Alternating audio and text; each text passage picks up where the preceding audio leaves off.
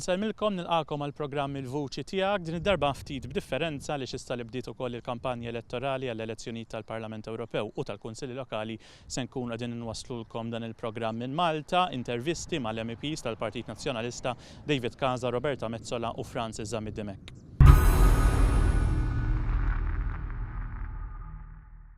Kif din kienet l-ewwel ġimgħa tal-kampanja elettorali, diversi attivitajiet, konferenzi tal-aħbarijiet, diskussjonijiet u intervisti għat-tliet MEPs tal-Partit Nazzjonalista illi bdew ovvjament bil-preżentazzjoni tan-nomina tagħhom. Se nsegwu dak li qalulna it-tliet MEPs brabta ma' din l-ewwel ġimgħa tal-elezzjoni tal-kampanja elettorali għall-elezzjoni tal-Parlament Ewropew, kif ukoll brabta mal-Kunsill Ġenerali li se jsir għada fid-Dar Ċentrali tal-Partit Nazzjonalista li se jkun indirizzat mill-kandidat tal-Partit Popolari Ewropew Manfred Weber. Narawx qalulna l-MEPs. Għada għandna tista' tgħid waħda mill-iżjed appuntamenti importanti ta' din il-kampanja.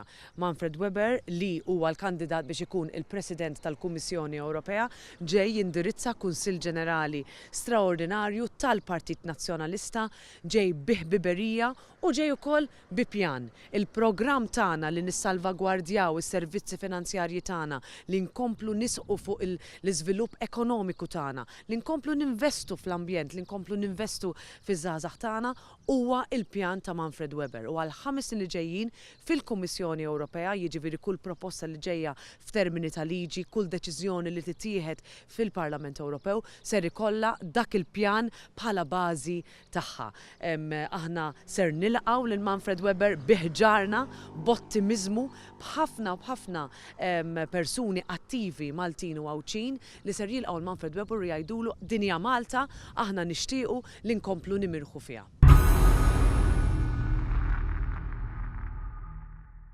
Jina naħseb nidiskrivi di l-ewwel ġimgħa bħala waħda non-stop, bħala waħda bla waqfin assolutament u tawguran għal-ritmu li se jkompli dejjem jiżdied għalissa l-4 ġimgħat illi fada l-4 ġimgħat mill-lum.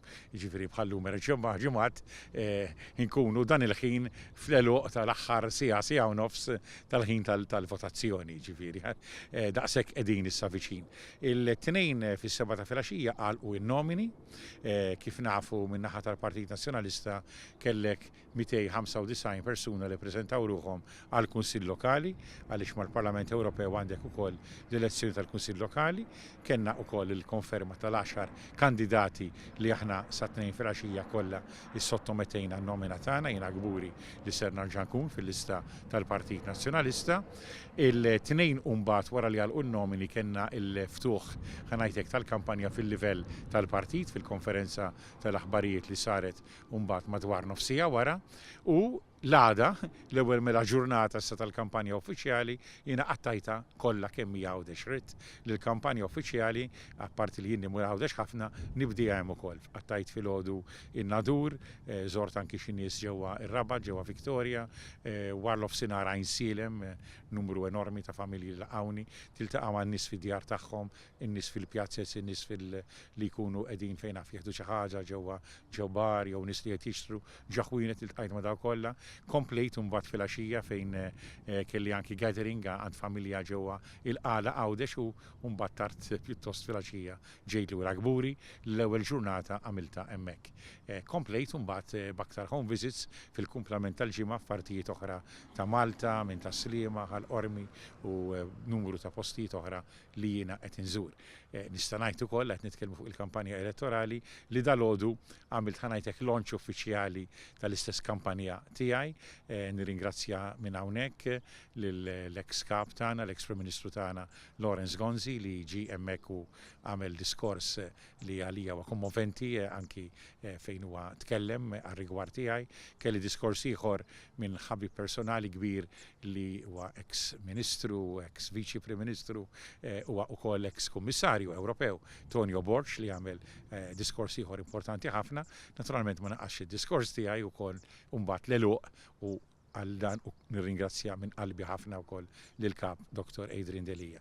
Dak kien il-ftuħ ħanajtek personali uffiċjali tiegħi kif kelli opportunità nwieġeb għal domanda oħra qabel għada huwa il-Kunsill Ġenerali Straordinarju, żgur laqgħa oħra importanti f'din il-kampanja elettorali, għadha jkollna magħna lil Manfred Weber, il-kandidat tagħna għall-Presidenza tal-Kummissjoni Ewropea, il-kandidati aħna l-Parlament Ewropew għadha nagħmlu l-interventi tagħna, jiena beħsibni wkoll nagħmel enfasi nibqa' fuq l-element tas-saħħa, id-diskors ta' Manfred Weber, naturalment id-diskors ukoll tal-kap tagħna Dr. Adrian Delija, nawgura li għadha jkollna l-ikbar preżenza ġewwa d-Dar Ċentrali u dal-momentum li diġà huwa qawwi ħafna din il-ġimgħa ser ikompli jiżdied ħafna, però issa kien importanti ħafna ir-riżoluzzjoni li jrid jagħmel kull wieħed waħda minna li qed isegwi dan il-programm u kruċjali, allura nagħlaq dan il-messaġġ kruċjali kemm li n-nies joħorġu jivvutaw u t-tieni element kruċjali li tkun xi tkun l-għażla fil-livell tal-kandidat bħala l-ewwel preferenza li kulħadd ikompli fuq il-lista kollha tal-Partit Nazzjonalista u bekk li nassiguraw l-aħjar riżultat mhux biss għall-Partit Nazzjonalista imma għal Malta kollha kemm hi.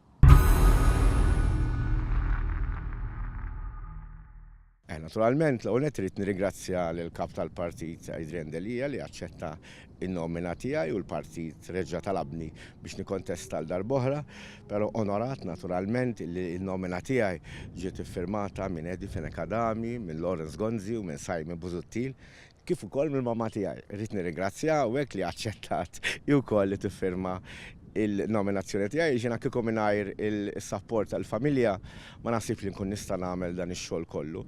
Però onestament gbura ħafna illi tliet ex-mexxejja, ex-kapijiet, għax aħna kien sejħulhom fil-Partit Nazzjonalista, tliet kapijiet, ex-kapijiet tal-Partit Nazzjonalista u rew din il-fiduċja fija u jien wedhom li se nagħmel ħilti kollha biex dak li tallimt minn għandhom il-koll kemm huma nipprattikah fil-Parlament Ewropew u fil-ħidma tiegħi tul dawn il-5 snin li ġejjin naturalment jekk inkun elett. Grazzi minn qalbi ta' din il-fiduċja u naturalment ta' dan is-support. Kif smajna l-MEP David Casa ġie nominat minn 3 ex-mexxejja tal-Partit Nazzjonalista, Edi Fenekadami, Lawrence Gonzi u Simon Busuttil. Naraw x'qalu dwar il-kandidatura tal-MEP David Casa. David Casa, jekk nusaw terminu Ingliż ngħidu household word. Jiġifieri xi ħaġa li hija marbuta ma' perjodu ta' żmien fil-politika, anki l-ħajja tiegħi politika personali. U r-rabta hija prinċipalment ma' Malta u l-Ewropa, id-dħul ta' Malta fl-Ewropa.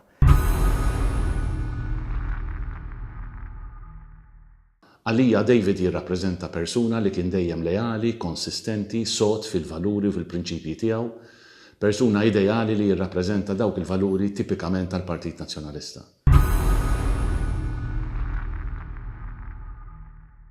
Naħseb illi l-iktar ħaġa li tolqotni f'David hija l-fatt illi huwa leali lejn il-partit.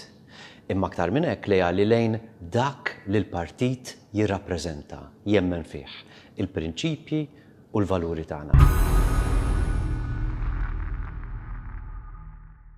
U matul din l-ewwel ġimgħa tal-kampanja elettorali smajna bil-frażi li juża l-ex mexxej laburista Alfred Sant, illum kandidat għall-elezzjoni tal-Parlament Ewropew, il-frażi famuża għajna l-għajn sinna għal sinna. Frażi li ġabet stmerrija minn bosta u li dwarha tkellimna mal-MEP David Casa.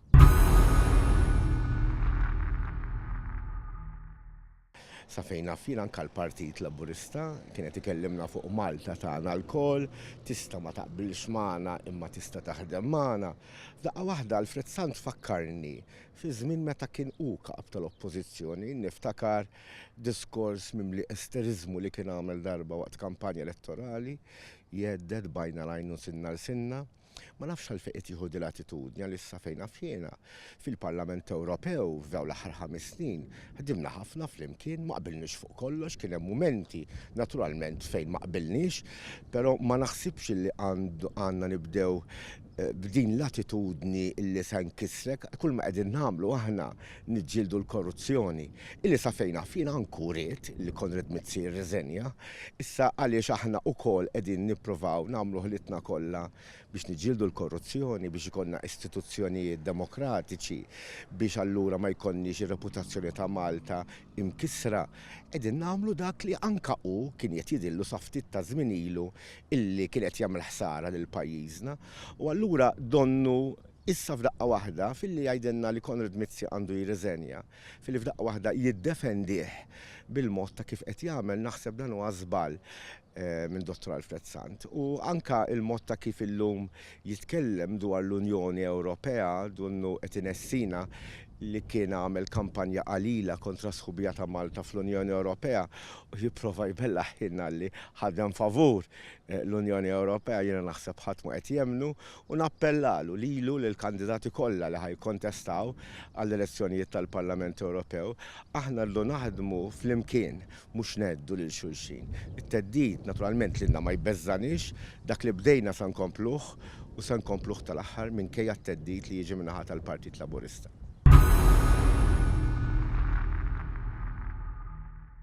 L-ambjent dejjem kien għadu u jibqa' priorità l-Partit Nazzjonalista. Iżda mal-MEP Roberta Metsola tkellimna dwar kif issa fil-5 snin li ġejjin fil-leġislatura li jmiss il-Parlament Ewropew u anke l-Partit Nazzjonalista bħala oppożizzjoni jista' jagħmel aktar biex l-ambjent ta' pajjiżna jkun aktar san u jkun aktar tajjeb għall familji Maltin u Ewropej. Naraw x'qaltilna l-MEP Metsola.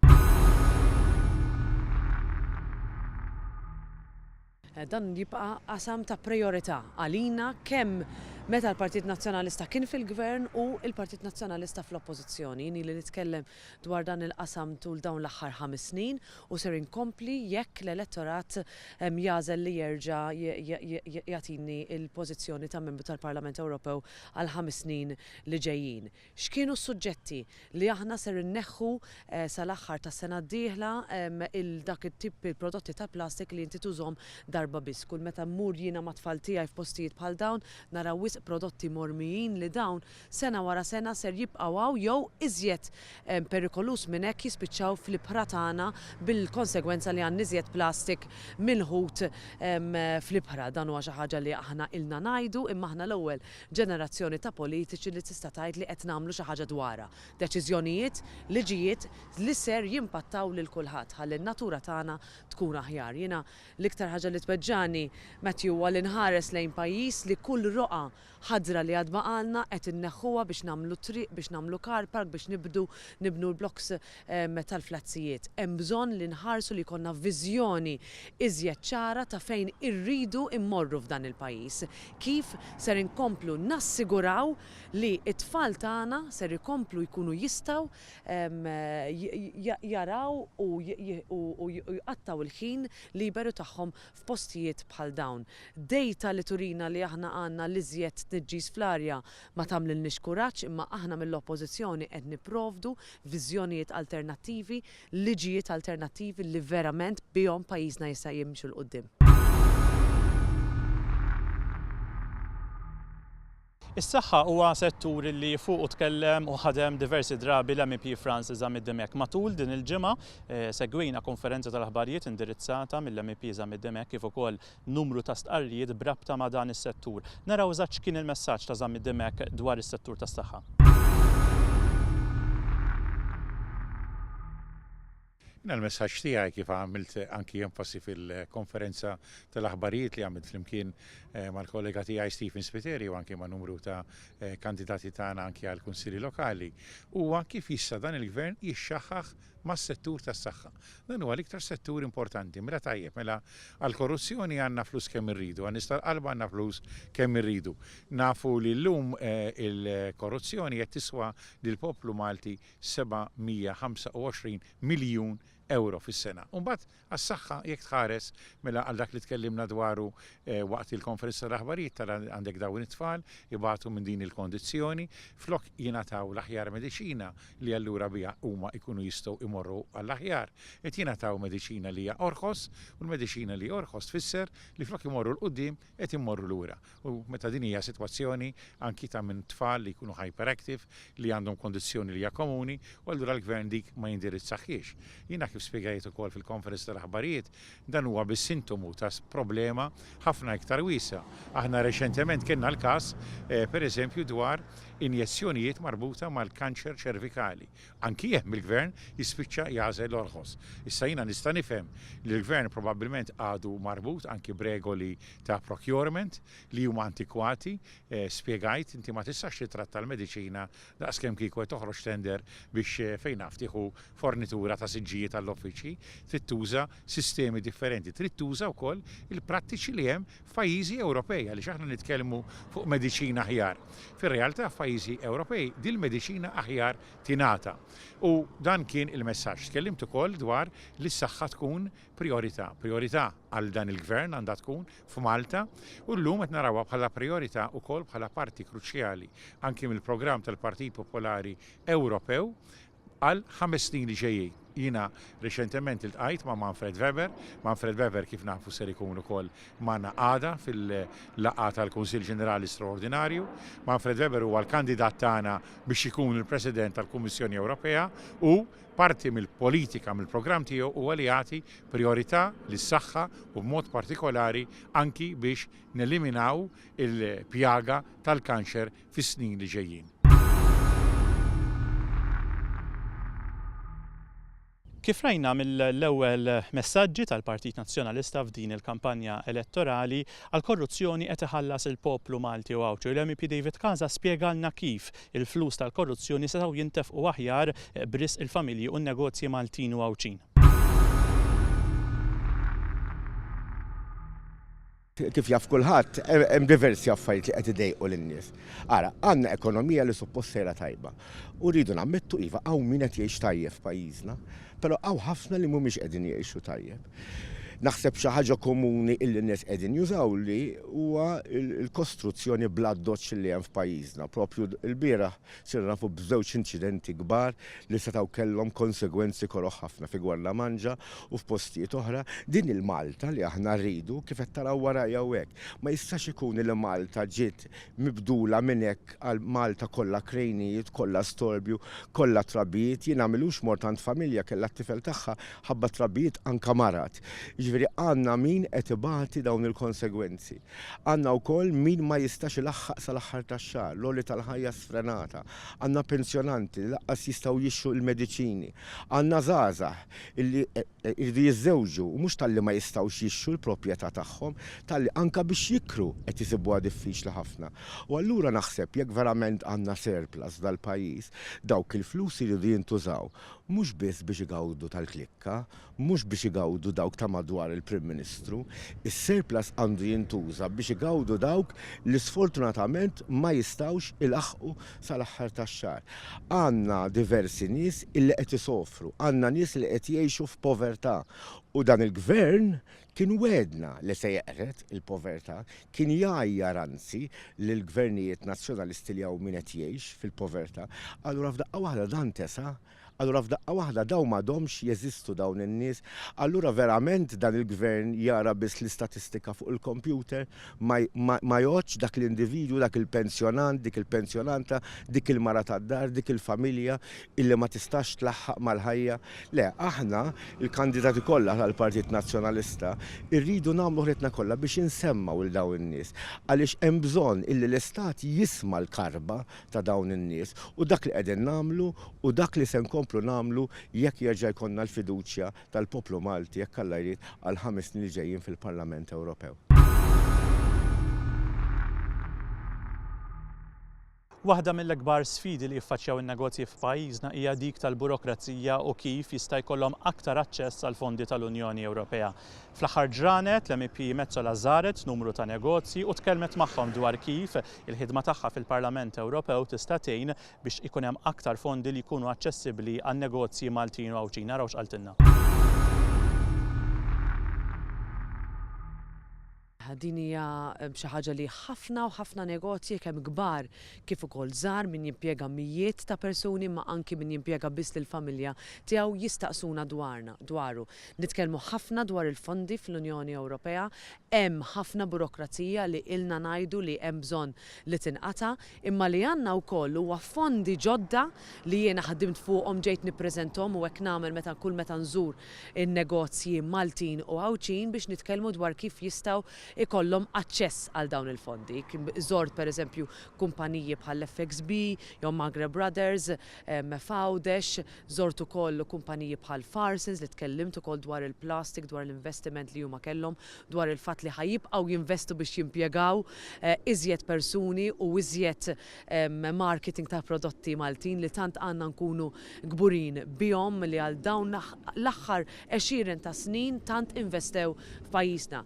Iltqajt ukoll mas-sidien tal-kumpanija Abertax fil-Industrial Estate ta' Kordin. Fondi Ewropej li intużaw biex ikollna prodotti li jinħolqu Malta, li jingħataw il-liċenzja biex jiġu mpoġġija fuq is-suq u li jiġu esportati lejn barra minn Malta. Prodotti li huma ikkreati tista' tgħid minn żgħażagħ Maltin li ġew edukati mill-istituzzjonijiet ta' Malta li ħajkomplu jaħdmu ikollhom aċċess għal iżjed fondi biex inkunu nistgħu nġibu iżjed investiment. Tagħnu dak li l-Partit Nazzjonalista dejjem kellu għal qalbu li nattiraw investiment, li noħolqu iżjed xogħol, li nkunu nistgħu nedukaw aħjar liż-żgħażagħ tagħna, ħalli meta nkunu qed nirrappreżentaw lil pajjiżna barra minn Malta nkunu nistgħu nurihom b'tant gburija dak li lħaqna sissa u issa l-pass li jmiss dak li qatt nistgħu nilħqu.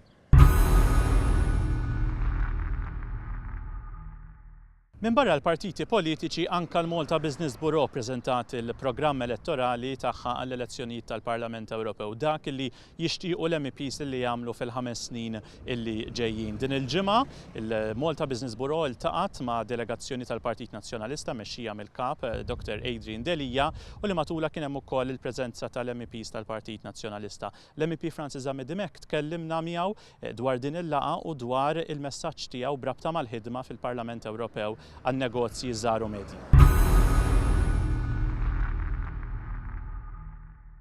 Iva, jiena fil-fatt hemmhekk flimkien ma' Roberta, flimkien anki ma' numru ta' kandidati oħrajn għall-Parlament Ewropew u dejjem flaqa preseduta mill-kap minn Dr. Adrian Delija ltqajna mal-Malta Business Bureau. Għalija kienet laqa sinifikanti ħafna li kienet il-laqa li fiha l-uffiċjali tal-Malta Business Bureau jippreżentawna l-manifest tagħhom ta' huma xi pretendu bħala ħidma fil-livell Ewropew fil-5 snin li ġejjin u ngħidlek manifest għalina bħala kandidati għall-Parlament Ewropew.